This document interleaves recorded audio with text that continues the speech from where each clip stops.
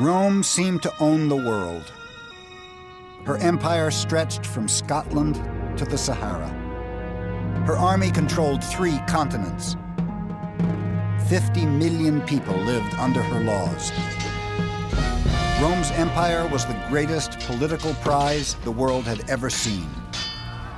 This is the story of those who would do anything to win it.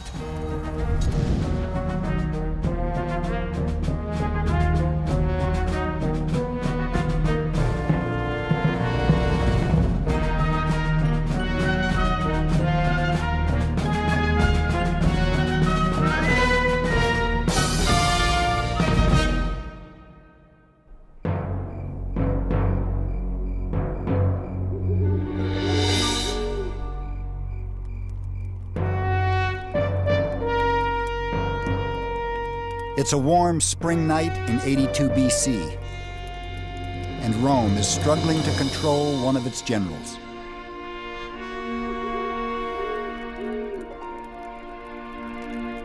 Lucius Cornelius Sulla has camped 50,000 soldiers just outside the city to intimidate his opponents in Rome.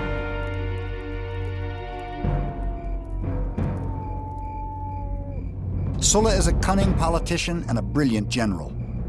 He's returning from a successful 4-year campaign in the East and is used to getting his way. He meets with the Roman Senate and demands they give his soldiers land as a reward for their conquests. For the first time in Roman history, a general is bullying the government.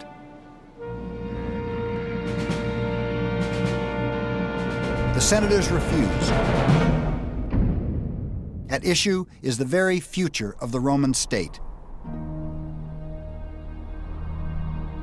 Can Rome's civilian government control the ambition of her generals? Or will brute force triumph over the rule of law?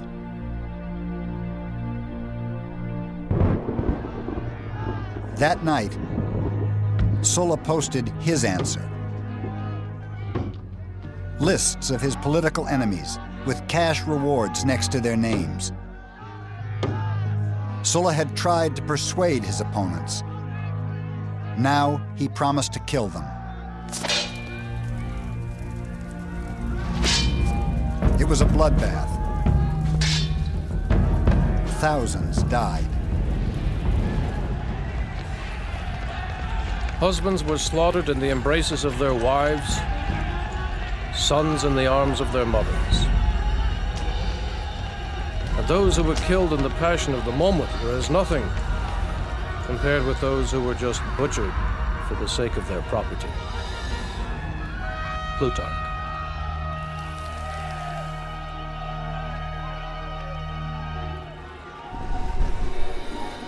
Sulla's reign of terror only lasted 4 years, but a fatal precedent had been set.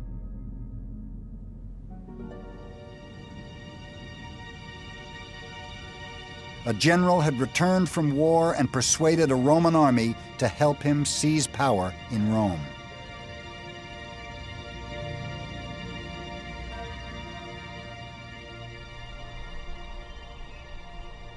Yet 400 years earlier, Romans had dreamed of something very different. When Rome was nothing more than a village on the banks of the river Tiber, Romans made a revolutionary commitment that would change the course of history. After years of tyranny under Etruscan kings, they dreamed of a government based on restraint, trust, and the rule of law. In 509 BC, they created the Roman Republic, the world's first representative government. SPQR, Senatus Populus Quae Romanus. The Senate and the people of Rome was its motto. The Republic was a bold experiment in communal government. Wealthy and poor farmers agreed to share power. The rich served as Rome's leaders, the poor as her soldiers. In return, everyone had a say in how the government was run. Romans knew the key to the Republic's success was responsible leadership. And in Gaius Quintius Cincinnatus, they found a legendary role model. The Senate granted Cincinnatus, a Roman landowner, absolute power to defend Rome from an aggressive local tribe. He accepted the position and defeated the enemy.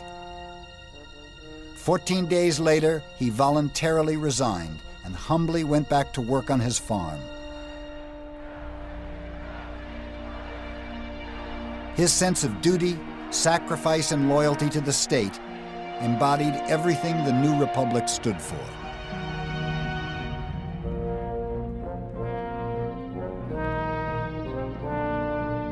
The Roman Republic has served as a model for Western democracies ever since. Everything from its public architecture to its political rituals is strangely familiar.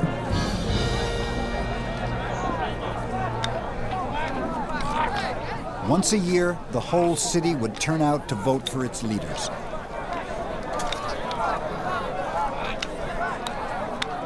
Competition for the consulship, the most important public office, was intense. The election of a consul in the Roman Republic is like the election of the American president. You call people friends who you would not normally call friends. You shake hands, you kiss babies. And what you're trying to do is to get a bandwagon going, to appear a winner. And very gradually, as in American presidential elections, people drop by the wayside. Something goes wrong with their campaign. The remaining candidates then turned to their spin doctors. If it can be managed at all, there should be scandalous talk of character, about the crimes, lusts, and briberies of your competitors. Quintus. It was up to the senators to ensure that politics didn't get too frivolous. They were the guardians of Rome's traditions. The Roman Senate and the American Senate are the two greatest senates of all time. Roman senators got no pay. They serve for the honor of serving their state as a senator. The Senate was intended to be made up of old men, not the swiftest of the swift or the strongest of the strong, but the wisest of the wise. Why were they wise? Why were they the wisest of the wise? Because they were old men. They had experience. Under their watchful eye, the young republic fostered a sense of civic pride, the foundation of Rome's empire. Her volunteer army carried Roman power to unimaginable places. By the 2nd century BC, Rome was mistress of the Mediterranean. Yet beneath the surface of Rome's success lurked serious contradictions. Women had few rights, and it was never one man, one vote. Elections were always rigged in favor of the wealthy. Political equality was never a Roman ideal. They lived in a world of extremes. While the rich redefined the meaning of decadence, 95% of the people struggled below the poverty line.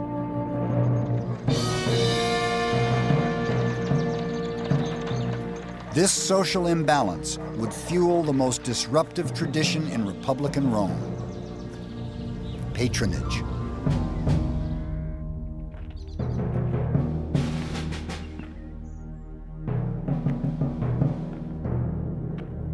Every morning at dawn, the poor gathered in the courtyards of the rich. These wealthy patrons saw to the needs of their clients. Some needed work, others legal advice. In return, clients promised patrons their vote at election time. But Rome's great patrons were also Rome's great politicians, and obligations to their clients often clouded their duty to the state. Loyalty was divided, and the ideals of the Republic compromised. The conflict between patronage and politics was set to explode.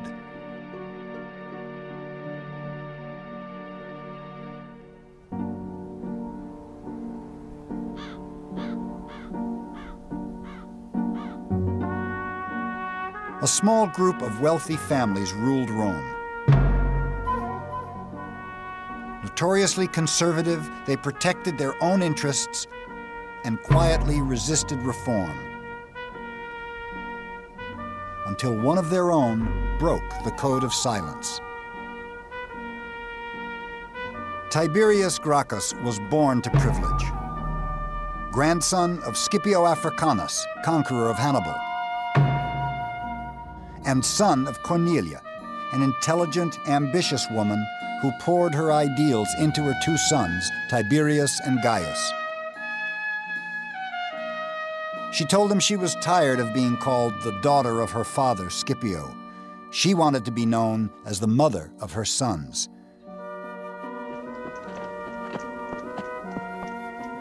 In 143 BC, the young Tiberius left Rome to join the army in Spain. It was a very disturbing journey.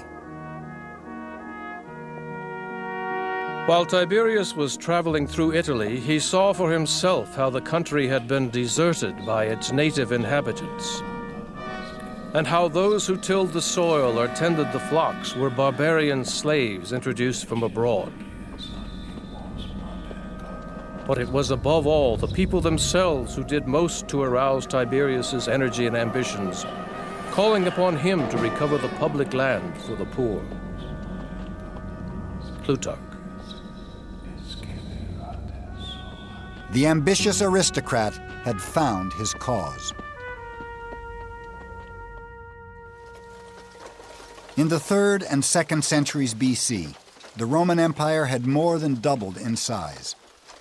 The conquering soldiers were still volunteers, poor Roman citizens who owned small farms. When the Roman Empire was small, this citizens' militia had worked well. Men served for only part of each year, coming home regularly to work their farms. But getting home to harvest became impossible as the empire grew and armies were conquering faraway lands in Africa or Asia or Northern Europe.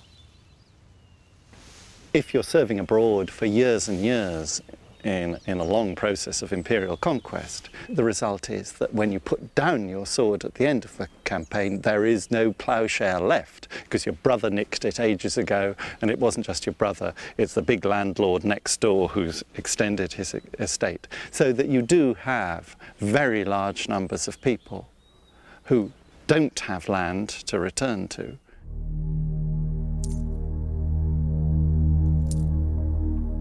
Their new estates netted the Roman aristocracy obscene profits, which they used to buy foreign slaves to work the land. So when veterans returned from war, they'd lost their land to the wealthy and their jobs to slaves. Tiberius Gracchus promised to change all that. The wild beasts that roam over Italy have their dens and holes to lurk in. But the men who fight and die for our country enjoy the common air and light and nothing else. It is their lot to wander with their children, houseless and homeless over the face of the earth. The truth is that our soldiers fight and die to protect the wealth and luxury of others. They are called the masters of the world, but they don't possess a single clod of earth which is truly their own. Gracchus.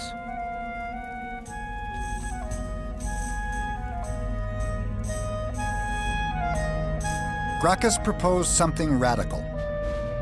The government should divide public land among Rome's homeless. The senators were horrified.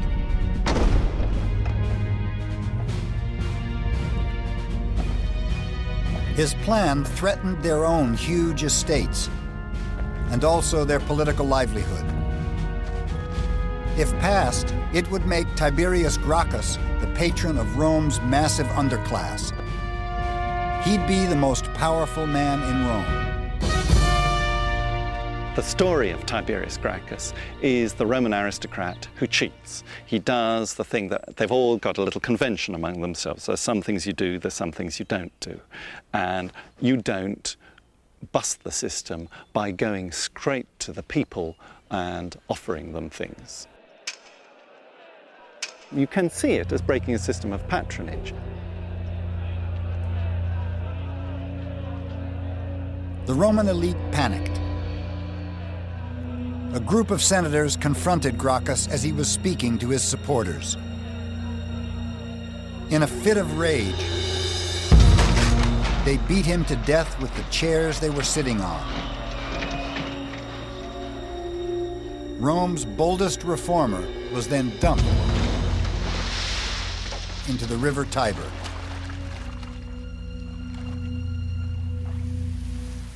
Yet Gracchus had revolutionized Roman politics. By championing the needs of the poor, Gracchus had shown how an ambitious aristocrat could outmaneuver his conservative peers. But people power would do more than divide Rome's leaders. Ultimately, it would threaten the Republic.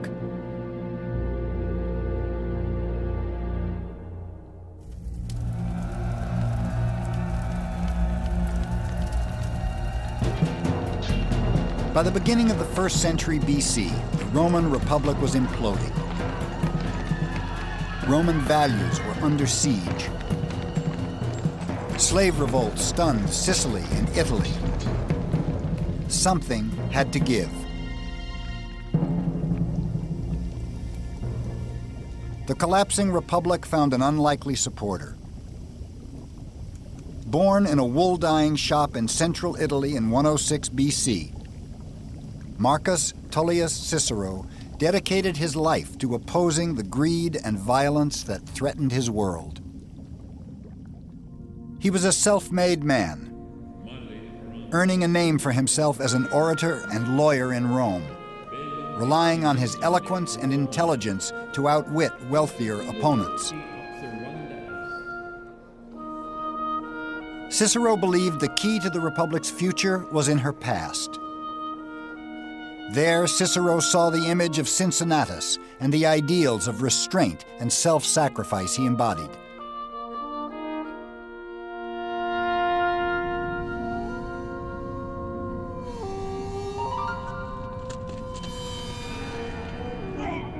But there was another role model. Romulus, Rome's legendary founder, who was reared by a savage wolf and killed his own brother in a struggle for power. In legend, greed and treachery were Rome's founding virtues, and they threatened to be the most enduring. I would rather be the first man in a barbarian village than the second man in Rome. Julius Caesar. Rome's most notorious citizen was born to wealthy parents in 100 BC. As with all young Roman aristocrats, Julius Caesar had a strong sense of destiny. As a child, he dared to claim he was descended from the goddess Venus. Caesar's first official post was as a military officer in Spain. There, the 30-year-old Caesar stared at a statue of Alexander the Great.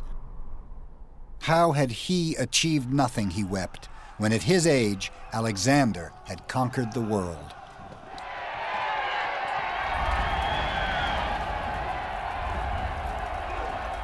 Roman politicians had always staged huge spectacles to impress the voters. In 63 BC, Caesar outdid them all. 640 gladiators fought to the death at his first public games. It was an unprecedented display of power. He was lavish in his spending. He purchased a short-lived fame at great expense. Plutarch. But Caesar knew there were two secrets to gaining power in Rome. One was playing to the people. Commanding a successful army was the other.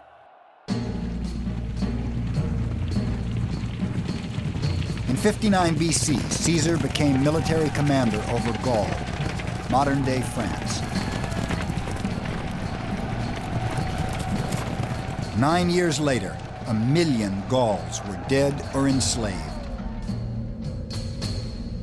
It was a flagrant act of genocide.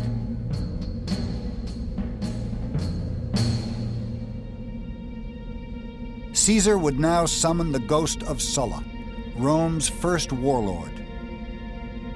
Like Sulla, Caesar was returning from war with an army loyal to him, not Rome.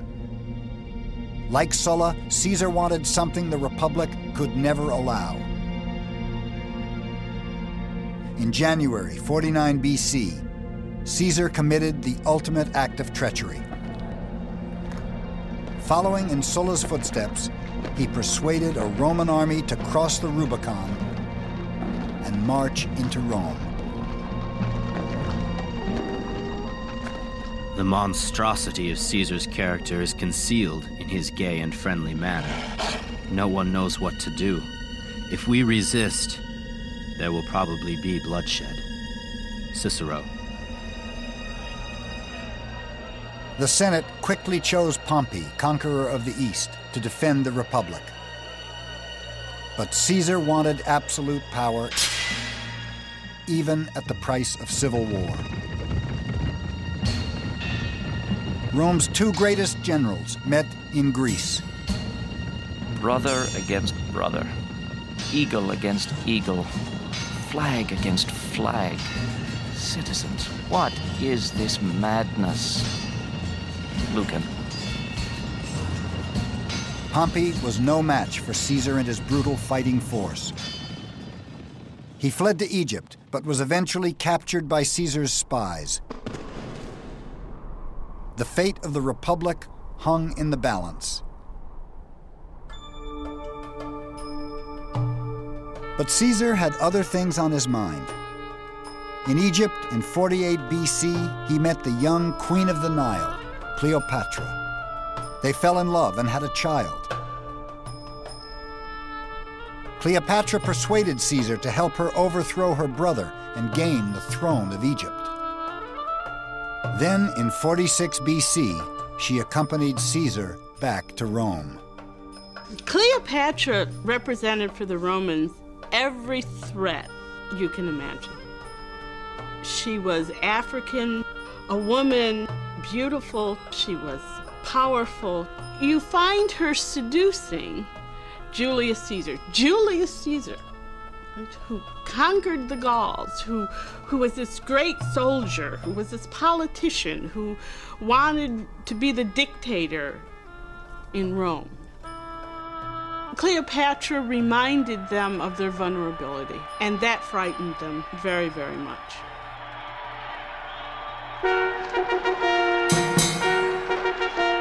Vulnerability was not something Caesar understood. Veni, vidi, vici. I came, I saw, I conquered, was the motto of his dazzling return to the city.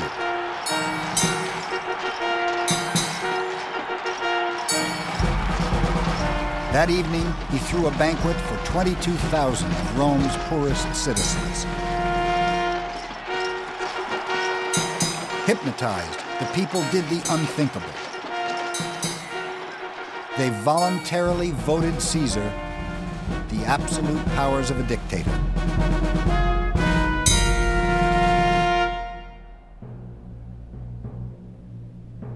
Caesar then shocked everyone. He used his total control not for revenge, but social reform. Like Gracchus, Caesar gave the Roman poor what they wanted. He made sure no Roman citizen ever went hungry. He gave grain to the poor and land to his soldiers, paid for by himself. Caesar, the benign dictator, was incredibly popular. Like Gracchus, he was a little too popular for some. Here was a man who was desperate to be king of the Roman people, master of the whole world. A man who believes such an ambition to be morally right must be insane. Cicero. In February 44 BC, he went too far. Caesar asked the people to elect him dictator for life. To accept absolute power forever was an open insult to his Republican peers. Cicero was disgusted and retired from political life in protest. The Senate wasn't so meek. They invited Caesar to explain his actions. It was the Ides of March.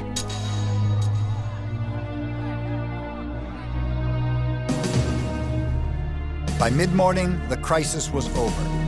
At the foot of a statue of Pompey lay Caesar's body, stabbed 35 times. Rome's poor were outraged. At Caesar's funeral, they lit torches from the pyre and set fire to the houses of the assassins. That night, a comet blazed across the sky. It seemed an omen. Julius Caesar, the champion of the poor. The citizens of Rome declared him a god. That changed everything. For the poor had made it clear they valued the gifts of a dictator more than the empty promises of a republic. You could get rid of Caesar, but you couldn't get rid of Caesarism. As Cicero says at one point, it's a strange thing, we've killed the man and confirmed everything that he's done, because you couldn't do away with it. And in fact, those last years after Caesar's murder are not about the destruction of the Republic. The Republic was destroyed by Caesar. It's simply about who's going to replace Caesar. Two rivals came forward to vie for the dead dictator's absolute power. Octavian, Caesar's 18-year-old son-in-law and heir, and Mark Antony, Caesar's closest friend and ally, no stranger to the politics of intimidation. In 43 BC, Antony raised an army and surrounded the Senate. The Republic was once again under siege. Cicero came out of retirement to attack Antony. He thought Octavian was the Republic's last chance. Cicero confronted Antony in the Senate. Your ambition to reign is as fierce as Caesar's. I would gladly offer my own body if my death could redeem the freedom of our nation. Antony took Cicero at his word, and 2 months later, his thugs murdered the Republic's boldest defender. His hands were cut off and put on public display in Rome. Its conscience dead, the Roman Republic was in crisis.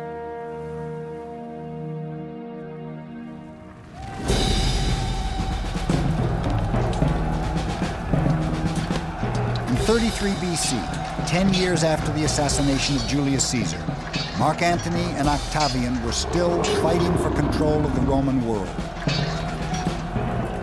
The ghost of civil war was back. The Roman people were desperate for a change.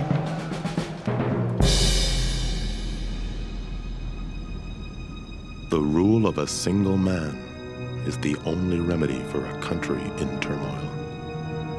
Tacitus.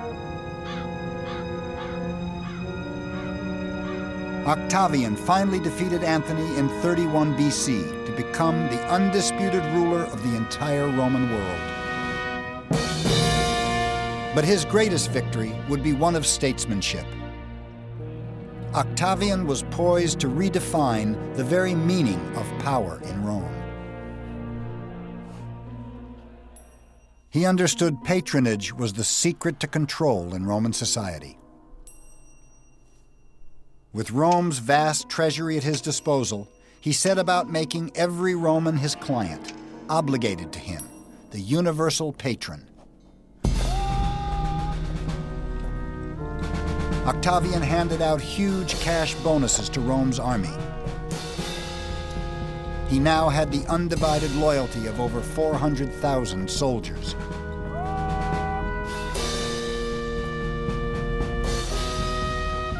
He then played to the people like never before, increasing the grain handout and building huge aqueducts to bring fresh water to Rome's poor. Octavian then focused on the most important ritual of all. He staged the most lavish games Rome had ever seen. Wild beasts and gladiators fought for days in the packed arena. Seduced, the people voted him all the power he asked for.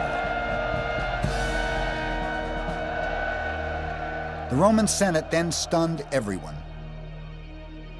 In 27 BC, they allowed Octavian what they had denied Caesar, the constitutional right to absolute power for life.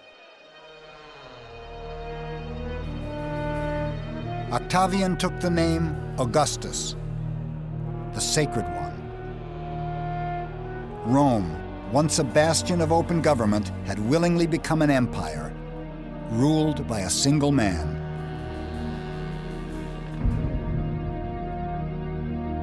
Octavian Augustus had become the Roman Empire's first emperor.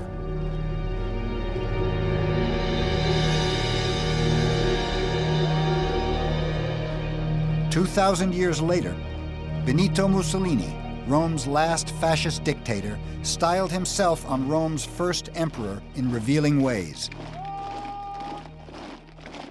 Like Augustus, Mussolini seized power by force.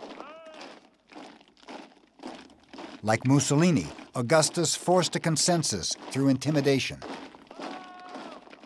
But for the vast majority of people in the Roman Empire, that didn't matter. For them, Augustus was a savior. He offered the peace and stability they had craved for nearly a century. From the Atlantic to the Euphrates, from Spain to Syria, people were free to think about something other than war. It was the Pax Romana, Rome's golden age, the longest period of peace Europe has ever known.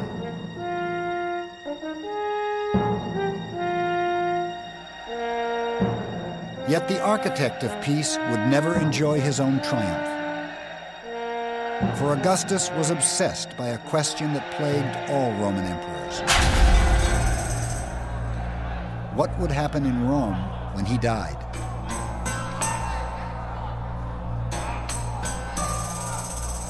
The dilemma of dynastic succession would haunt Augustus for the rest of his life.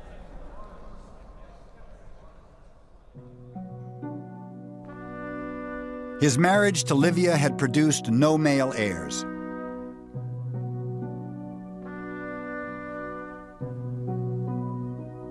The burden of producing one fell on his young daughter, Julia. Augustus carefully selected her partners. Julia was married first to her cousin, Marcellus, but he died tragically at the age of 19.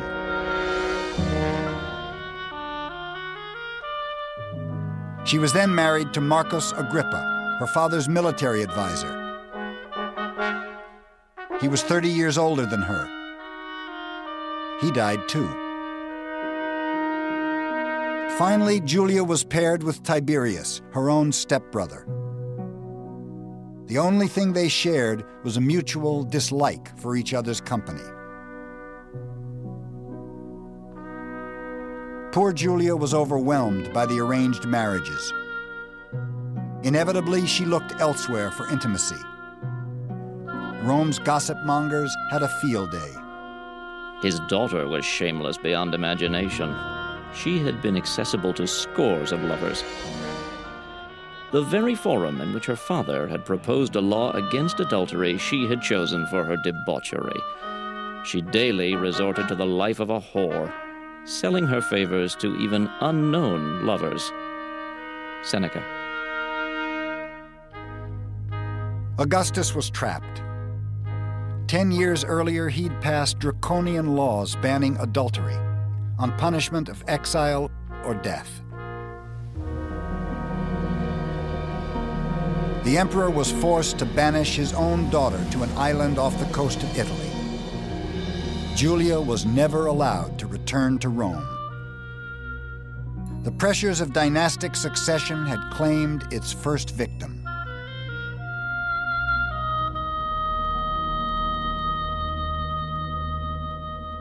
Rome's first emperor eventually died in 14 AD at the age of 76. He'd ruled Rome peacefully for over 40 years. I restored, I completed, I built, I gave. Augustus.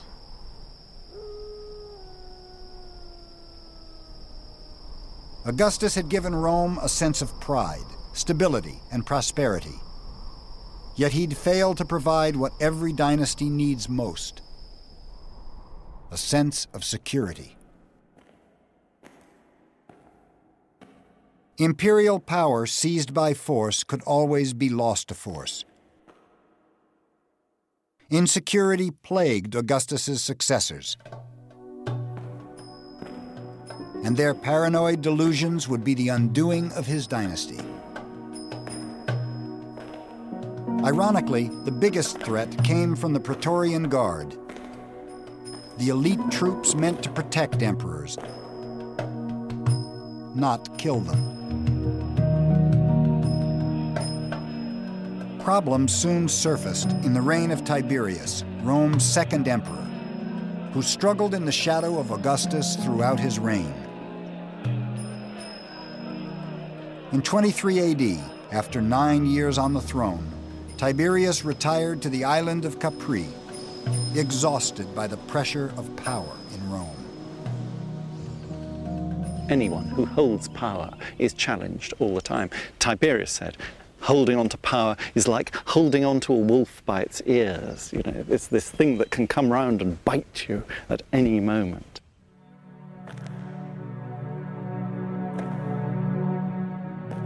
Tiberius left Rome in the care of Sejanus, his trusted Praetorian commander.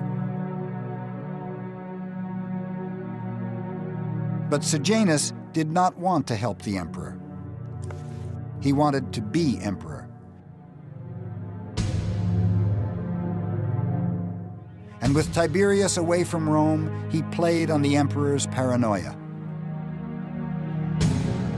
Sejanus told Tiberius conspiracies existed all over Rome, but they were just a smokescreen to justify the murder of anyone who stood between him and the imperial throne. He even imprisoned the emperor's family. Oblivious, Tiberius made Sejanus his co-consul in 31 AD.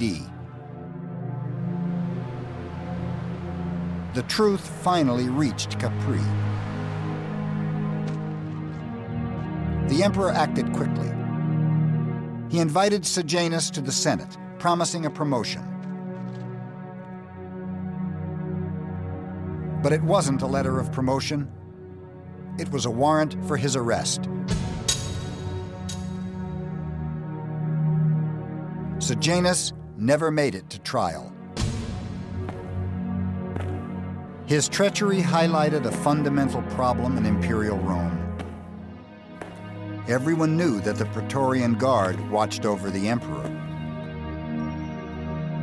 But who watched over the Praetorian Guard?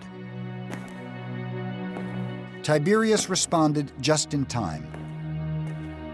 Caligula, his successor, wouldn't be so lucky. Rome's third emperor was notoriously brash, particularly towards the Senate.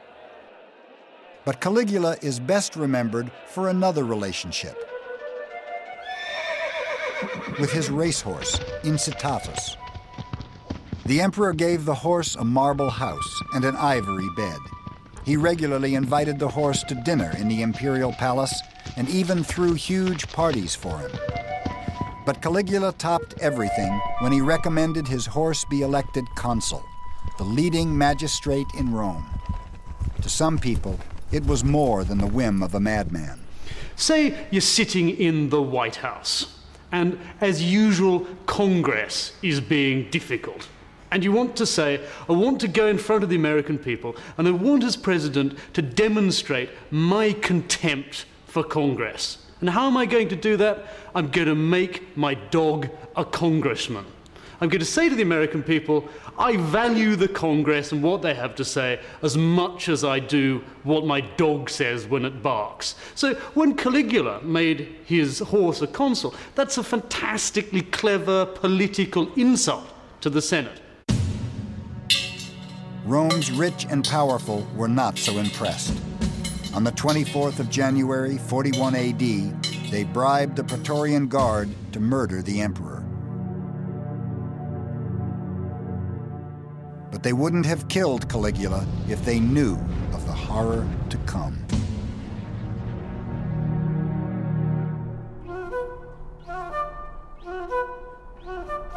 By the middle of the 1st century AD, Romans thought the worst had passed. Yet Nero, Rome's 6th emperor, would change all that. In the beginning, they were just rumors. Nero practiced every kind of obscenity, and after defiling almost every part of his body, he finally invented a novel game. He was released from a cage dressed in the skins of wild animals and attacked the private parts of men and women who stood bound to stakes. Suetonius. Had imperial power gone mad? Romans see their past as this mixture of heroes and villains. And don't forget, it's senators who are writing the history. This history is not straight reportage of objective fact. This is a political battle between the aristocracy and the emperors. It's in the aristocrats' interest to belittle emperors. They can't belittle them while they're alive. They belittle them while they're dead. But Nero was as much a victim of imperial power as its villain.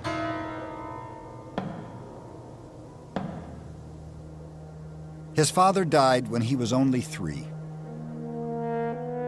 He was brought up by his overbearing mother, Agrippina, who had one ambition: to make her son emperor. The young Nero never shared her passion for the throne. As a child, he showed more interest in art than politics, but his mother deliberately ridiculed his musical talents. In 54 AD, at the tender age of 16, Nero became an unwilling emperor. He began by doing what emperors were supposed to do. He provided for the poor, building massive public baths and handing out cash to every Roman citizen. Rome, it seemed, was in capable hands, but whose hands were they?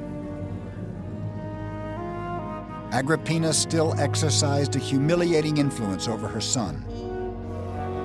She minted coins that showed her next to the emperor. Nero was furious. He turned to the one thing he loved and thought he was good at: the theater. Yet Rome's performing artists were normally slaves, courtesans, or foreigners, never emperors. How could one endure to hear, let alone see, a Roman, a senator, a Caesar, An emperor named on the program as a contestant. In putting on the mask of an actor, he has thrown off the dignity of his sovereignty. Cassius Dio. When Agrippina joined the public outcry, Nero snapped. He immediately banished his mother from Rome. But distance did not solve the problem. Agrippina's repeated criticism incensed Nero. In a fit of anger, he asked the Praetorian Guard to silence his mother once and for all. Romans were appalled. It was their first glimpse of the emperor's brooding insecurity. Nero scrambled to resurrect his public image. What Nero then does is a very dangerous experiment in playing to the people, because he plays in ways which traditionally have been defined as beyond the pale. To perform as a charioteer is definitely breaking all sorts of status barriers. And yet the charioteers are the pop stars of the day. Nero's antics seem to have saved him.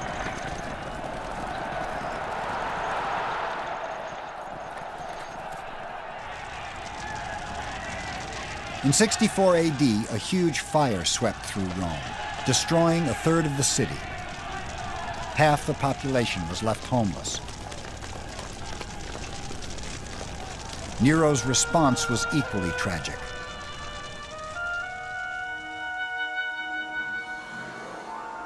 In the ashes of the devastated city, he built a massive 50-acre palace. His golden house had lavish gardens and huge lakes, even a private zoo. The emperor finally had what he'd always wanted, a peaceful retreat from political life.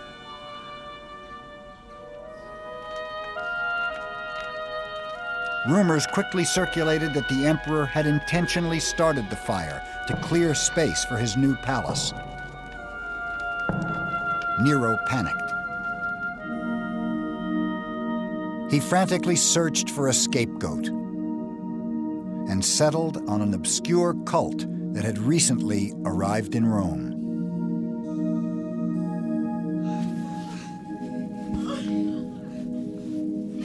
Nero substituted as culprits and punished with the utmost refinements of cruelty a class loathed for their vices, who the crowd called Christians.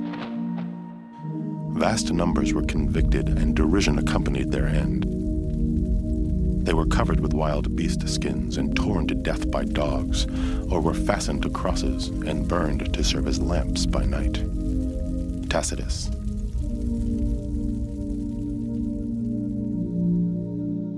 Most Romans felt sympathy for the victims. Nero's propaganda exercise had clearly failed.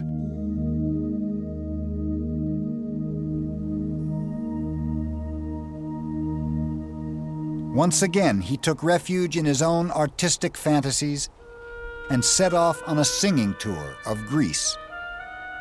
The Greeks alone are worthy of my efforts. They really listen to music. Nero. Not surprisingly, the most powerful man in the world won every competition he entered. The emperor bribed judges and forced audiences to sit through every performance. No one was allowed to leave the theatre during recitals, however pressing the reason.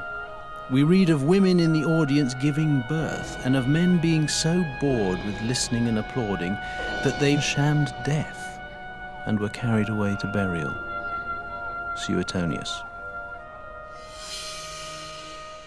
Romans were outraged by Nero's indulgence and incompetence. On June 9th, 68 AD, the Senate declared Nero a public enemy and sentenced him to death. But Nero chose a far more theatrical end. He took his own life. His final words, "What an artist the world is losing." It was the end of Rome's first imperial dynasty.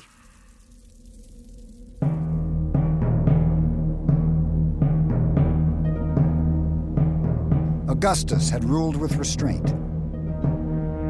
Tiberius had ruled with indifference. Nero hadn't really ruled at all. The tragic demise of Rome's first imperial dynasty would echo for centuries to come. There would be emperors in Rome for another 400 years. But their dynasties would all rule with the same rhythm of power. Like Augustus, they'd start off promising the best of times. Their generosity would give Rome its grandeur. Their armies would guarantee the empire its peace.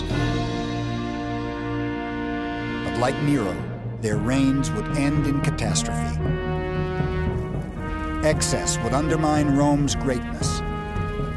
Delusions would condemn millions to die. Power and glory, the curse of imperial Rome.